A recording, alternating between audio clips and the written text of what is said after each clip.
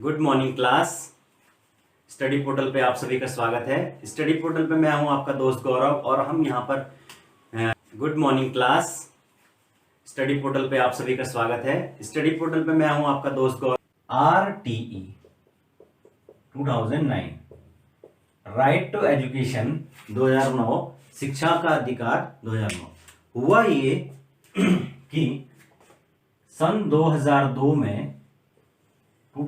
में संविधान का 86वां संशोधन किया गया, अमेंडमेंट। और उसके अंतर्गत उन्होंने क्या किया कि जो आर्टिकल 21 है, यह है राइट टू लाइफ, जीवन जीने का अधिकार। इसके अंतर्गत उन्होंने क्या किया, आर्टिकल 21 का पार्ट 3 ऐड किया। इसके अंतर्गत क्या किया गया कि 6 से लेकर 14 साल के बच्चे को फ्री एंड कंपल्सरी एजुकेशन, ठीक है ना, एक तरह से जो है वो जीवन जीने के अधिकार के अंतर्गत इसको रखा गया। क्योंकि जो शिक्षाविद है उन्होंने ये तर्क दिया कि भाई जब कोई व्यक्ति है अगर वो प्राइमरी एजुकेशन ही नहीं ले सकता है तो इस तरह से उसका जीवन कैसे अच्छा बनेगा, वो जीवन को कैसे जिएगा। यानी कि उसका जो जीवन जीने का अधिकार है, राइट टू लाइफ है, उससे सीधे सीधे जुड़ा हुआ है कौन सा, कि मतलब उसको एटलीस्ट प्राइमरी एजुकेशन मिले। तो इसीलिए इसको क्या बना दिया गया, एक फंडामेंटल राइट, जो हमारे 6 फंडामेंटल राइट होते हैं उसमें से एक फंडामेंटल राइट आपको पता है कि राइट टू लाइफ है। और राइट टू लाइफ के अंदर उसको इसीलिए जोड़ा गया ताकि क्या हो, सरकारों के ऊपर अब एक तरह से दबाव बन जाए कि भाई अब हमें क्या करना है, ये इम्प्लीमेंटेशन करना ही करना है। क्योंकि जो मौलिक अधिकार हैं आपको पता है उनको न्यायालय में प्रवर्तित कराया जा सकता है ना। तो इसीलिए 6 से 14 साल तक के बच्चे को अब उन्होंने बोला कि फ्री और कंपलसरी जो एजुकेशन है वो प्रोवाइड करनी है, ठीक है। तो समझ रहे होंगे आप लोग मैं कहना क्या चाह रहा हूं, ठीक है। तो फ्री एंड कंपलसरी एजुकेशन 6 से 14 साल के बच्चे को प्रोवाइड की जाएगी। इसके अंतर्गत आर्टिकल 21 ए के पार्ट 3 में इसको जोड़ दिया गया, ठीक है ना। अब जो ये आरटीई है इसमें इसको जो है फाइनली जब 2002 में इसको जोड़ा गया तो उसके बाद कई साल तक तो ये लागू नहीं हुआ, क्योंकि पता है आपको केवल संविधान में जोड़ देने से कुछ नहीं होता है, उसके लिए कानून भी बनाना होता है। तो फिर क्या हुआ, यहां पर जो कितने 4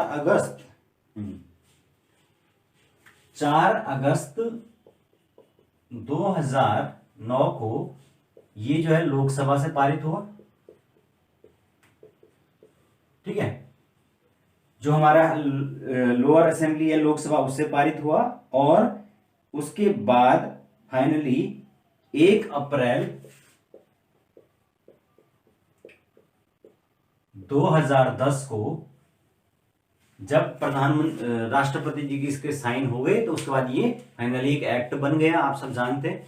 और उसके बाद पूरे देश में 1 अप्रैल 2010 से ये लागू हो गया, कौन सा, आरटीई। आरटीई के अंदर बहुत अच्छी अच्छी बातें बोली गई थी। जैसे इसमें बोला गया था कि टीचर और स्टूडेंट का जो रेशियो है वो 30:1 प्राइमरी में और अपर प्राइमरी में रहेगा 35:1, मतलब 30 टीचर 30 बच्चों पर एक टीचर और अपर प्राइमरी में 35 बच्चों पर एक टीचर। लेकिन अफसोस है कि इस प्रकार का नहीं हो पाया, लेकिन चलो जितना भी हो पाया काफी कुछ हुआ है, ठीक है ना। उसके अलावा इसमें जो है उसमें ये भी तय किया गया था कि सप्ताह में यानी हफ्ते में, एक हफ्ते में जो टीचर है उसका जो वर्कलोड होगा वो एटलीस्ट क्या होगा, 45 घंटे होगा। लेकिन वास्तव में ऐसा होता है 45 घंटे का वर्कलोड नहीं होता है टीचर का। तो एटलीस्ट जो है वो 45 घंटे जो है उसका वर्कलोड टीचर के लिए रखा गया था। दूसरा इसमें बड़ी बात थी, सबसे इंपॉर्टेंट बात जो हमें पता होनी चाहिए वो है आरटीई के अंतर्गत जो है वो 25% जो सीट्स हैं वो क्या है, प्राइवेट स्कूल्स में क्या है, आरक्षित हैं। आप भी जानते हैं कि जो प्राइवेट स्कूल है वहां पर फीस बहुत ज्यादा होती है। तो जो गरीब बच्चे हैं उनके लिए 25% सीट रिजर्व्ड है और वहां पर जो लॉटरी है उसके माध्यम से ही प्रवेश मिलता है, क्योंकि आवेदन बहुत सारे होते हैं और बच्चे सीट्स मात्र 25% है। तो इसीलिए जो लॉटरी है उसके माध्यम से जिसका नंबर आता है फिर उसको एडमिशन मिलता है ना। तो ये है इसमें प्रावधान। और क्या प्रावधान था इसमें, इसमें इसकी जो धारा 17 है आरटीई की, इसमें बोला गया है कि भाई किसी भी प्रकार का जो कॉर्पोरल पनिशमेंट है, दंड हो गया, शारीरिक दंड, प्रताड़ना, ये सब प्रोहिबिटेड है या मना है। यानी कि टीचर को बच्चे पर हाथ नहीं उठा सकते हैं, किसी भी प्रकार से मारना पीटना अलाउड नहीं, ठीक है ना। तो ये है आपका आरटीई। आरटीई हालांकि पूरी तरीके से जो है वो बच्चे क्या बोलते हैं 100% जो लिटरेसी को अचीव करने में सक्सेस नहीं रहा है, लेकिन उसके बावजूद भी ये कह सकते हैं कि इसने शिक्षा के सार्वभौमिकरण में महत्वपूर्ण भूमिका निभाई है, ठीक है ना। अब वर्तमान में जो नई एजुकेशन पॉलिसी आई है उसमें जो ये 6 से 14 तक है, ये 6 से अब 18 साल तक कर दिया है उन्होंने, मतलब करने की बात हुई है, हो जाएगा इम्प्लीमेंटेशन। फिर उसमें एक और बात हुई है कि 2030 तक क्या है, हमने 100% जो लिटरेसी को क्या करना है, अटेन करना है, लिटरेसी रेट गेन करना है, ठीक है ना। और पहले के जो 3 साल है उसमें तो बच्चा बिना कॉपी किताब के ही जाएगा, ठीक है। तो देखते हैं नई एजुकेशन पॉलिसी में वाकई में जो अच्छी अच्छी बातें बोली गई हैं वो कितना इम्प्लीमेंटेज हो पाएगी, है ना। तब वो तो आने वाले समय में ही पता चलेगा, ठीक है। आशा है उस टाइम तक सब लोग, आप सब टीचर बन चुके होंगे, हम सब टीचर बन चुके होंगे, मैं खुद एक एस्पिरेंट्स हूँ, तो हम सब उसको अपने, जब हम टीचर एजुकेशन में जाएंगे हम बच्चों के ऊपर वो सारी चीजें अप्लाई करने की कोशिश करेंगे जो हमने सीखी, ठीक है।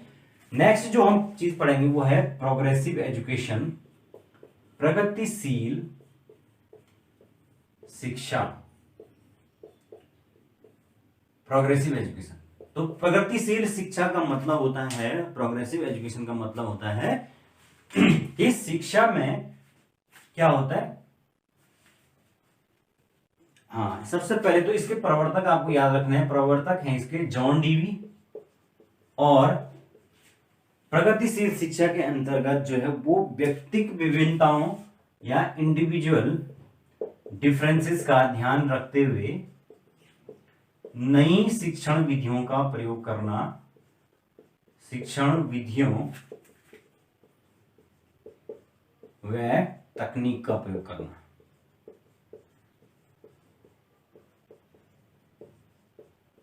इसका मतलब है कि जो भी नई चीज हो सकती है, क्रिएटिव लर्निंग हो सकती है, वो सब प्रोग्रेसिव एजुकेशन है। अगर बच्चे को किसी एक मेथड से, लेक्चर मेथड से समझ नहीं आ रहा है तो आप उसको प्रत्यक्षीकरण के माध्यम से समझाइए, उसको प्रोजेक्ट देके समझाइए, उसको समस्या समाधान विधि से समझाइए, उसको आप कोई वीडियो फिल्म दिखा के समझाइए, उसको स्लाइड शो के माध्यम से समझाइए, उसको आप किसी भी प्रकार के प्रोजेक्टर से समझाइए। लेकिन मतलब कुछ भी नया, कुछ भी स्मार्ट बोर्ड की सहायता से, ग्राफिक्स की सहायता से, ऐसा कुछ भी एजुकेशन में जो नई चीज है उसको अगर अपनाया जा सकता है और उसकी मदद से पढ़ाया जा सकता है तो वो सारी की सारी चीजें क्या होगी, प्रगतिशील शिक्षा के अंदर आएगी या प्रोग्रेसिव एजुकेशन मानी जाएगी। समझ गई? मतलब हमें क्या करना है, बच्चे को समझाना है, उसकी समझ में आना चाहिए, वो रटन प्रणाली उसके अंदर नहीं होनी चाहिए। और वो चाहे वो आप किसी भी विधि, अगर उसको एक विधि से नहीं आ रहा तो आप अपनी विधियां चेंज कीजिए, ठीक है। और साथ के साथ बच्चे के इंडिविजुअल डिफरेंसेस का भी ध्यान रखना चाहिए। बच्चे की अपनी क्षमता के अकॉर्डिंग उसे अगर कुछ चीज नहीं समझ आ रही तो उसके व्यक्तिगत समाधान भी उसका करना पड़ेगा, ठीक है ना। तो ये सारी चीजें हमने ध्यान रखनी है प्रगतिशील शिक्षा में। नेक्स्ट हम बात करेंगे शिक्षा के अंदर जब क्वेश्चन बनेंगे किस प्रगतिशील शिक्षा से, तो क्वेश्चन इसी प्रकार का बनेगा, ठीक है। जो भी नई चीजें अपनाई जाएगी उसमें आप समझ जाओगे कि ये प्रगतिशील शिक्षा की बात कर रहा है। उसके बाद जो भी लैंगिक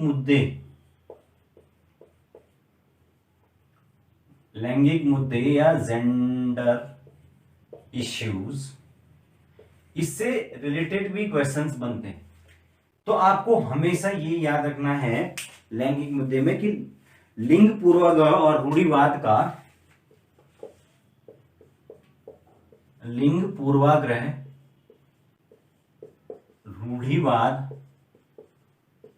का पूर्णतः निषेध है ना। महिला और पुरुष के बीच में किसी भी प्रकार का जो भेदभाव है वो प्रोग्रेसिव एजुकेशन, मॉडर्न एजुकेशन में प्रोहिबिटेड है, पूरी तरह का निषेध है, ठीक है ना। यानी कि अगर आप टीचर, एज ए टीचर भी अगर आप किसी बच्चे को कहते हैं कि तू गृह विज्ञान ले ले क्योंकि तू लड़की है, तू साइंस ले ले क्योंकि तू लड़का है, तू मैथ्स पढ़ सकता है क्योंकि तू लड़का है, तू नहीं पढ़ सकती है, तो ये क्या माना जाएगा, जेंडर बायस माना जाएगा। आप ये एज ए टीचर कभी भी उस चीज को प्रमोट नहीं करेंगे जो कि जेंडर को बेस पे डिस्क्रिमिनेशन करता होगा, और वो सारे ऑप्शन गलत होंगे हमेशा जो किसी न किसी जेंडर के बेस पर गलत होंगे। यानी कि अब जो मॉडर्न एजुकेशन है उसमें ये माना जाता है कि जो लड़का और लड़की है उनकी शारीरिक क्षमताएं भले ही थोड़ा बहुत अंतर है, लेकिन उनकी मानसिक जो क्षमताएं हैं और शैक्षिक क्षमताएं हैं वो इक्वल होती हैं, उसमें कोई भी अंतर नहीं होता है, ठीक है। और ऐतिहासिक रूप से जो है वो इनके साथ महिलाओं का जो ये जेंडर बायस्ड है भारतीय समाज में, ये ऐतिहासिक रूप से इसके कारण है, सामाजिक कारण है। आपको पता है समाज का जो प्रचलन रहा है पहले से, जो सांस्कृतिक कारण, धार्मिक धर्म में ये चीज बोली गई है कि जो महिला है उसको केवल क्या करना चाहिए, अपने घर परिवार पे ध्यान देना चाहिए, उसको संभालना चाहिए। तो एक तरह से पुरुषवादी जो मानसिकता है वो पहले से ही हावी है, ठीक है। साथ के साथ जो आपके आर्थिक कारण भी इसके होते हैं। पुराने जमाने क्या अभी भी यही होता है कि जो अगर फैमिली बहुत ज्यादा गरीब होती है तो वो सोचते हैं कि हम लड़के को ही पढ़ा लेते हैं और लड़की ने तो घर का ही काम करना है, ठीक है। और मनोवैज्ञानिक रूप से भी यही कारण होता है, क्योंकि ज्यादातर जो पेरेंट्स हैं ग्रामीण इलाकों में अभी भी या कुछ शहरी इलाकों में भी उनकी यही सोच है कि लड़की को पढ़ा के क्या करना है, क्योंकि उसने तो घर का ही काम करना है, घर ही संभालना है, किचन ही संभालना है। तो इस वजह से वो क्या करते हैं, लड़कियों के साथ डिस्क्रिमिनेशन करते हैं, मतलब करते भी नहीं है, वो ऑटोमेटिकली उनसे हो जाता है, क्योंकि वो एक तरह से मनोवैज्ञानिक रूप से साइकोलॉजिकली सोच उस प्रकार से बन जाती है, ठीक है। और जो ये सारी चीजें हैं ये लिंग पूर्वाग्रह के ऐतिहासिक कारण रहे हैं और धीरे धीरे समाज में उस चीज में परिवर्तन आ रहा है। तो हमें क्या करना है, एजुकेशन में जेंडर बायस को एक तरह से इग्नोर करना है। इसी को देखते हुए जो है पहले जब लड़के लड़कियों के लिए स्कूल अलग किए गए, लेकिन चूंकि उनके बीच में भेदभाव ना हो, एक दूसरे को समझे, तो इसीलिए फिर से कंबाइंड स्कूल किए गए। और आज के समय में आप जानते हैं कि लड़के लड़कियां एक ही स्कूलों में पढ़ रहे हैं, ठीक है, जिससे उनके दिमाग में एक दूसरे के प्रति जो भ्रांतियां हैं वो समाप्त हो जाती हैं। फिर जो प्रोग्रेसिव एजुकेशन होती है उसमें क्या होता है कि एक बात जरूर हमेशा और हमेशा याद रखना कि बच्चे के जो इंटरेस्ट हैं उसमें कभी भी लिंग का ध्यान नहीं रखा जाएगा। यानी कि अगर कोई बच्चा, कोई लड़का है और वो रंगोली बनाने में अच्छा है तो उसको रंगोली बनानी चाहिए। ऐसा नहीं है कि लड़कियों को केवल जो ग्रुप सॉन्ग हो रहा है उसमें केवल लड़कियां परफॉर्म करेंगी, सांस्कृतिक प्रोग्राम में केवल बॉयज परफॉर्म नहीं करेंगे, गर्ल्स परफॉर्म करेंगी, ऐसा कुछ नहीं होना चाहिए। यानी प्रत्येक हर किसी को हर कोई मौका दिया जाना चाहिए। तो आपको हमेशा याद रखना है कि जेंडर इश्यूज के बेस पर जो भी अगर डिस्क्रिमिनेशन की बात जिस सेंटेंस में होगी वो सीधे सीधे गलत मान दिया जाएगा, ठीक है। उस पर आपने सीधे आंख बंद करके गलत मानना है, ठीक है। तो ये है आपका। नेक्स्ट हम चलते हैं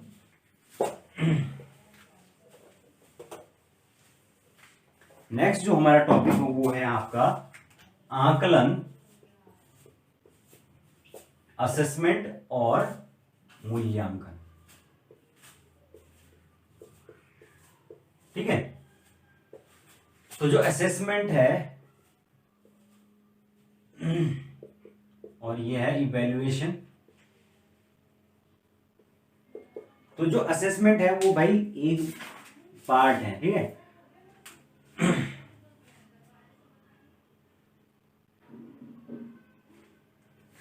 ठीक है, तो जो कोई भी अध्ययन अध्यापन की प्रक्रिया है, टीचिंग लर्निंग है, उसका इंपॉर्टेंट पार्ट होता है आपका इवैल्यूएशन, मूल्यांकन, है ना, मूल्य का अंकन, उसकी वैल्यू का एक तरह से अंकन करना, उसकी वैल्यू को मापना।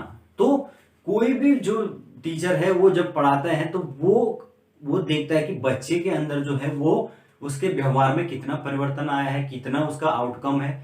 ये सारी चीजें जो है वो किसके माध्यम से, इवैल्यूएशन या मूल्यांकन के माध्यम से जांची जाती है।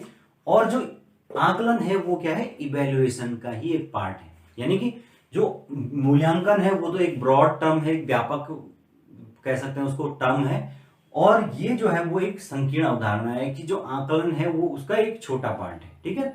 आकलन किसी एक पर्टिकुलर चीज का होता है, मूल्यांकन ओवरऑल होता है, ठीक है। तो ये आपको याद रखना है। अब इसके अंतर्गत जो है इसकी कुछ विशेषताएं जो है, सबसे पहले आपको इसके कुछ प्रकार याद रखने हैं जो कि बहुत इंपॉर्टेंट है। इसमें सबसे इंपॉर्टेंट है वो है आपका रचनात्मक मूल्यांकन, रचनात्मक मूल्यांकन या फॉर्मेटिव असेसमेंट, इवैल्यूएशन। रचनात्मक मूल्यांकन का मतलब होता है कि शिक्षण के साथ साथ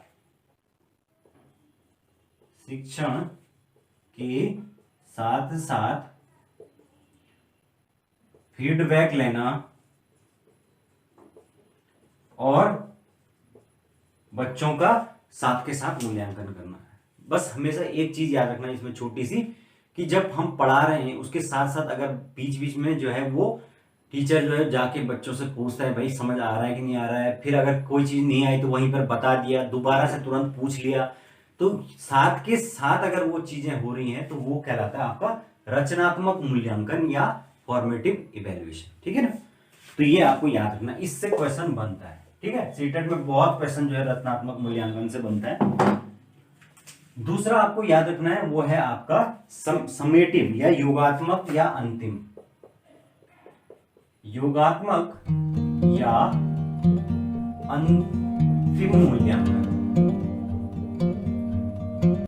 ठीक है, तो जो योगात्मक और अंतिम मूल्यांकन है ये मतलब होता है कि जो सत्र के अंत में किया जाता है ना, जो सेशन जो होता है सत्र की समाप्ति पर होता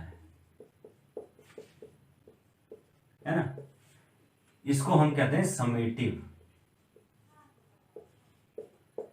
यानी कि लास्ट में जब सेशन समाप्त होने वाला होता है तब सारी की सारी चीजें बच्चे का जितना भी होता है उसका ओवरऑल मूल्यांकन इवैल्यूएशन होता है, उसी को हम क्या कहते हैं समेटिव असेसमेंट इवैल्यूएशन कहते हैं। ठीक है ना, तो ये है। अब इसकी दो विशेषताएं हमेशा पूछी जाती हैं, वो भी मैं बता देता हूं आपको। एक तो होती है आपकी वैलिडिटी, वैधता, वैधता, वैलिडिटी, और दूसरी होती है आपकी विश्वसनीयता।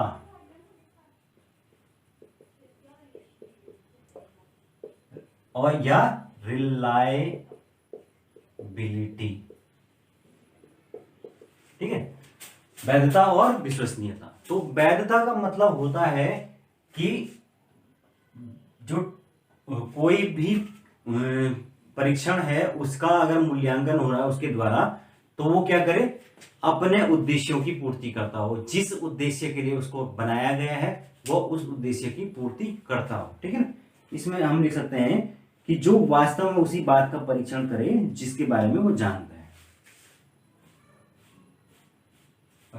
वैलिडिटी यानी जो मूल्यांकन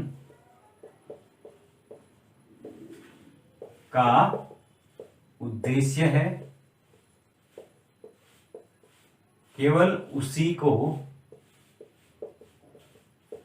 का परीक्षण करें या उसके बारे में बताएं, है ना।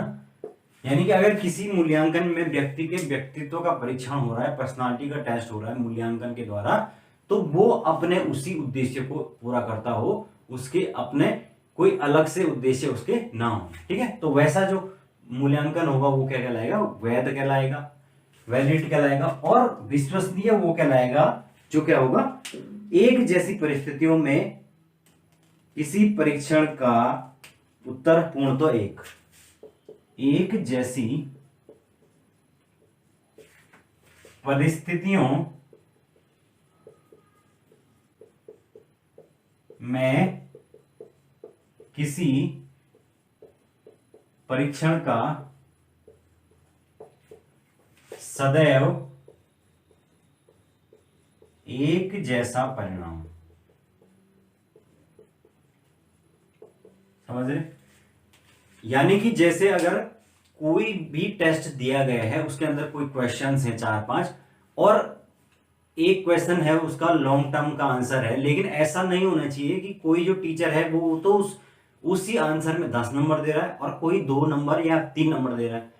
तो इसका मतलब क्या है, क्वेश्चन में ऑब्जेक्टिविटी नहीं है। ऑब्जेक्टिविटी का मतलब होगा कि क्वेश्चन ऐसा होना चाहिए, प्रश्न ऐसा होना चाहिए जो कि क्या हो, मूल्यांकन ऐसा होना चाहिए, इवेल्युएशन, जहां पर क्या हो, अगर एक ही टेस्ट है और वो 100 बच्चों में दिया जाता है और एक बच्चे को के ऊपर वो बार बार किया जाता है, तो उसके जो परिणाम है वो लगभग लगभग समान होने चाहिए। ऐसा ना हो कि किसी बच्चे को बहुत ज्यादा मार्क्स उसमें मिल रहे हैं, किसी को बिल्कुल ही नहीं मिल रहे हैं, क्योंकि उसके अंदर अगर ऑब्जेक्टिविटी होगी और मूल्यांकन जो है वो ऑब्जेक्टिविटी के बेस पे होगा, यानी कि अगर कोई 10 मार्क्स का सपोज क्वेश्चन है और उसके अंदर सपोज टीचर बोलता है कि भाई ये 5 पॉइंट जो है वो एटलीस्ट आने चाहिए, और अगर ये 5 पॉइंट आते हैं, उसके अलावा बच्चे ने चाहे जो भी लिखा है, तो उसको एटलीस्ट इतने मार्क्स मिलेंगे। तो इसका मतलब कि वो कैसा असेसमेंट हो गया, वो विश्वसनीय है, क्योंकि उसमें मेन उन 5 बातों को चेक किया गया, उसके अलावा बाकी चीजें नहीं चेक की गई हैं, और उसके अलावा बाकी चीजों पे मार्क्स ज्यादा ऊपर नीचे फ्लक्चुएट नहीं होंगे। तो समझ गए ना आप, रिलायबल हमें हमेशा तब होगा जबकि एक जैसे वो रिजल्ट को देगा कई बार जो है, कई बच्चों पर टेस्ट करने पर या कई बार टेस्ट करने पर, ठीक है ना, एक जैसी परिस्थितियों में। ऐसा नहीं हो, मतलब हमेशा अगर टेस्ट 50 मिनट का है और उसमें 5 क्वेश्चन है, तो उसका जो है वो जो बच्चे हैं उनका लगभग लगभग सिमिलर सिमिलर जो है आंसर हैं, इस प्रकार का हम मान सकते हैं कि वो एक मूल्यांकन सही हुआ है ना। तो ये है आपका मूल्यांकन जो है वो विश्वसनीय होना चाहिए, ठीक है।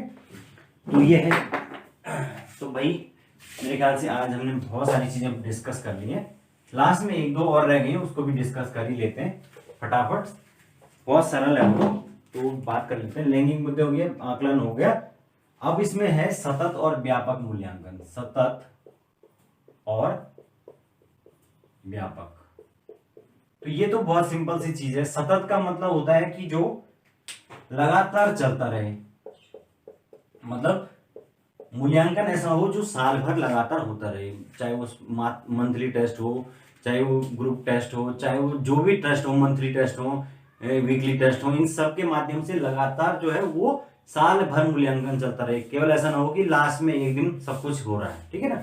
और व्यापक का मतलब होता है इसमें शैक्षणिक और गैर शैक्षणिक,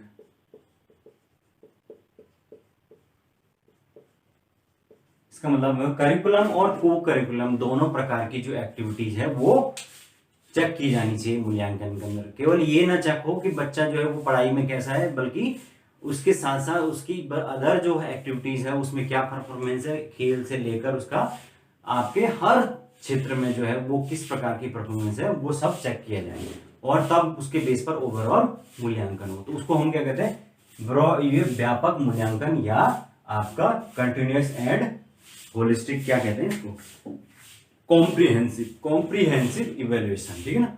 तो इससे भी क्वेश्चन बहुत बार बनता है, तो आपको पता होना चाहिए चीज, ठीक है।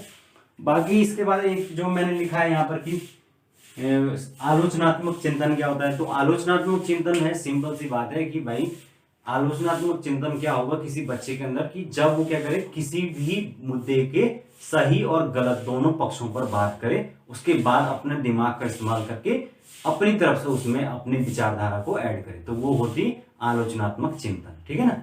उसके बाद नेक्स्ट इसमें है आपका समावेशी शिक्षा, ये बहुत इंपॉर्टेंट है, समावेशी शिक्षा, जिसको हम कहते हैं आपका inclusive education. Inclusive education, inclusive education का मतलब होता है कि सभी के लिए समान अवसर, सभी को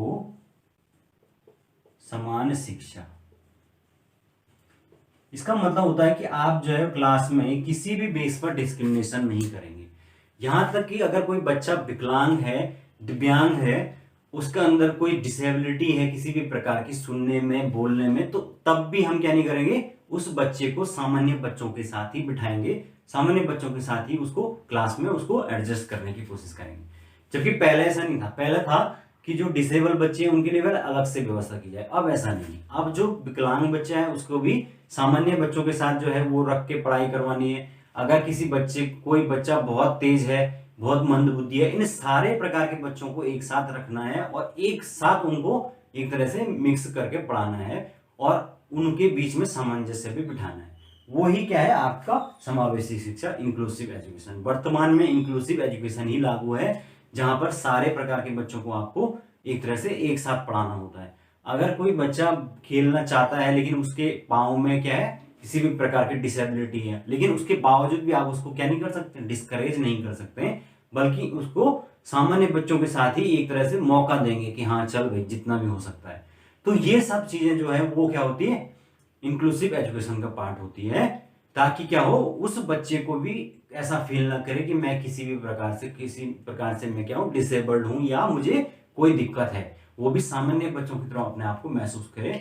इसीलिए इंक्लूसिव एजुकेशन है, जिसमें जातिगत धर्म आधार पर, जाति के आधार पर, लिंग के आधार पर और आपके विकलांगता के आधार पर, किसी भी प्रकार की डिसेबिलिटी के आधार पर भेदभाव का पूर्णतः निषेध है। समझ गए?